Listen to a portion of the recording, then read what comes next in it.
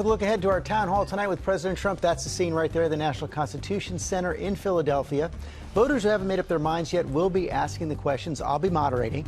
And our senior White House correspondent Cecilia Vega is already on the scene in Philadelphia. Good morning, Cecilia.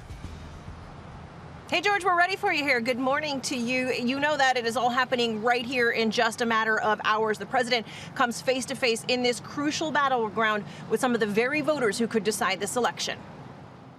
With fewer than 50 days to go, it is a race where both candidates say everything is on the line. This is the most important election in the history of our country. This is a life-changing election.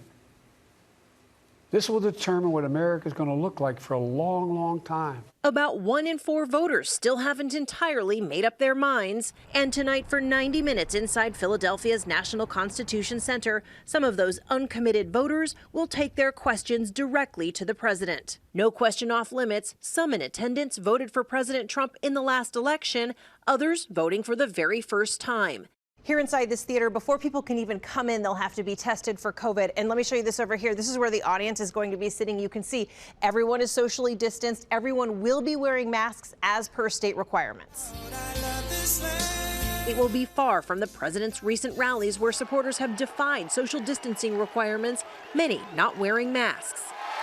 Here in the Keystone State, President Trump looking to chip away at Joe Biden's lead, but most voters say top of mind, it's the economy and the pandemic. I think for President Trump, when it comes to coronavirus, it's what about your plan is superior to that of your opponent, Joe Biden? Followed by race relations in America.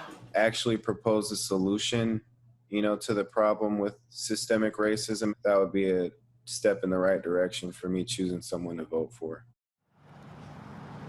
So again, this Pennsylvania is a key swing state here, and right now polls are showing that at this point anyway, Joe Biden is ahead of President Trump. And George, you know this is a state that the president just narrowly beat Hillary Clinton back in 2016. But it really just goes to show that here in these key battlegrounds, it is these undecided voters that could really make or break it for a candidate. Yeah, and there are very few undecided voters, but there are, a larger group who are sort of leaning one way or another, but haven't finally made up their minds, and that's the kind of group we've put together tonight.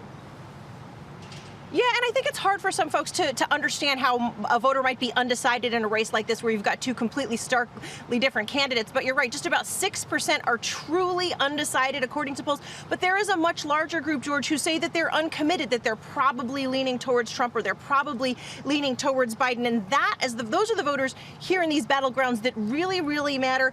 And again, the president's allies, we've heard time and time again being critical of him openly now for saying that he's not going after this group of voters who are up for grabs right now, that he's really just too focused on that base in this re-election campaign. He'll be taking their questions tonight. Thank you, Cecilia, and we hope all of you will tune in tonight. It's a special edition of 2020, The President of the People, a national conversation. That's at 9 Eastern. Hi, everyone. George Stephanopoulos here. Thanks for checking out the ABC News YouTube channel. If you'd like to get more videos, show highlights, and watch live event coverage, click on the right over here to subscribe to our channel. And don't forget to download the ABC News app for breaking news alerts. Thanks for watching.